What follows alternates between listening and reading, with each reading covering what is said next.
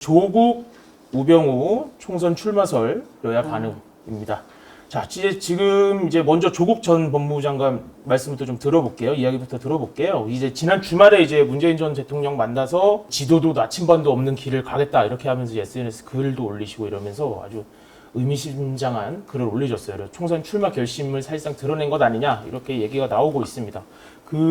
민주당의 반응은 좀 어떻습니까? 그 이야기를 듣고 나서. 다양한 이야기들이 나오고 있죠. 네. 예, 다양한 이야기가 나오고 있다는 것은 확실한 방침이 안 섰기 때문에 그런 겁니다. 그러니까 전부 제각각인 거죠. 확실한 입장을 표명하고 확실하게 어떻게 할 것이다라는 정보가 있으면 다양한 이야기가 절대 안 나오죠.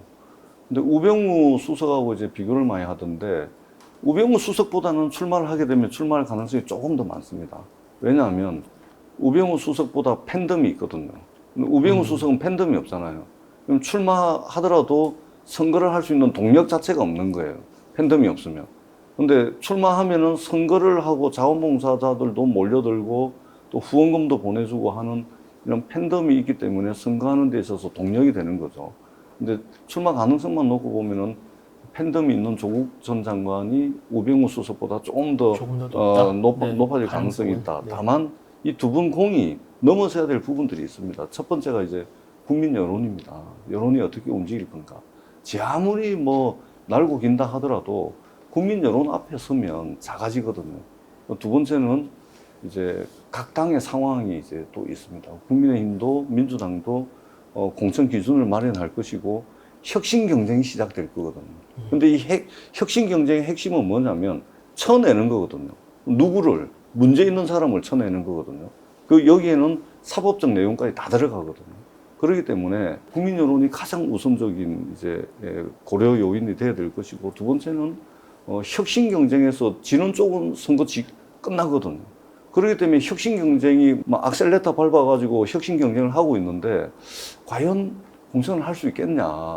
그런 것이 가장 핵심이 될 것이다. 신청을 하면 받아야 될까요? 민주당은 어떻게 해야 될까요? 공천 기준도 이제 혁신의 일환으로서 공천 기준도 마련하거든요. 네. 그때 이제 어떤 기준이 마련되느냐에 따라서 되겠죠. 그런데 그 기준도 결국은 국민 여론을 반영한 기준이 될 거란 말입니다.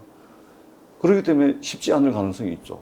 이게 신청하더라도 쉽지 않을 것이다. 내부적인 어떤 기준을 충족시키기가 어려울 것이다. 근데 제 개인적으로 보면 저도 이제 다음 선거면은 제 선거만 6번째를 하는데 선거를 치르는 것은 자신의 모든 것을 쏟아붓는 거거든요. 근데 그것만 집중해도 모자랄 판에 지금 예를 들면은 재판도 신경 써야 됩니다. 국민 여론도 고려해야 됩니다. 또 민주당의 당내 상황도 고려해야 됩니다. 그러니까 이게 생각해야 될 게 너무 많아요. 선거 하나만 생각해도 이게 부족할 판인데 고려해야 될 게 너무 많기 때문에 네. 제가 아는 조국 전 장관은 출마를 안 할 가능성이 많습니다. 이런 메시지랑 별개로. 예. 네. 제가 좀 아는 사람이기 때문에 안 할 겁니다. 그리고 조국 장관은 철저한 역사주의자입니다. 그러니까 자기 배지 달려고 출마하는 사람은 아니거든요.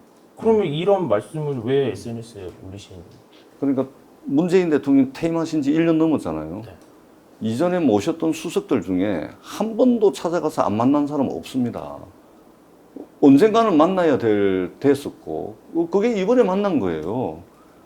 가서 이제 소주 한 잔 주고받다 보니까 사진 올린 겁니다. 그러다 보니까 출마하는 거 아니냐, 이까지 온 거거든요. 근데 그것을 되짚어 가 보면 이게 출마하기 위한 수순이 아니고 그냥 모셨던 분으로서 찾아가서 만난 거예요, 그냥. 근데 여기에 이제 말하자면 정치적 분석과 정치적 해석이 따라 붙는 것이죠. 그만큼 몸집도 크고 그리고 사실은 민주당이 조국의 강을 건너기 위해서 정말 많은 노력들을 해 오셨었잖아요. 그만큼 몸집이 있으신 분이기 때문에 그런 정치적 해석이 있는 것 같다라고 생각을 하고 조국 전 장관이 총선 출마하면 사실 저희 당 입장에선 땡큐죠. 그러니까 이재명 민주당이 네. 국민의힘의 호재다. 그럼요. 네. 이재명 대표님 계시고 그다음에 조국 전 장관이 총선에 딱 출마하는 그 그림을 희망하고 있고요. 오히려 불출마할 거라고 예상하고 계시고 오히려 그게 나오시면은 저희는 나와달라. 네, 왜 민주당이 조국의 강을 건너자라는 얘기를 했었나라는 거 다시 돌아보셔야 되고 저희도 탄핵의 강을 건너야 된다라는 얘기들이 있었지 않겠습니까? 그 강을 건너왔는데 다시 조국의 늪에 빠지겠다라고 하는 민주당을 우리 중립기여를 받고 계신 무당층 국민들이 어떻게 바라보실지 답이 나와 있지 않을까라는 생각이 드는데 한번 여론의 평가를 직접 한번 받아보셔도 좋을 것 같습니다.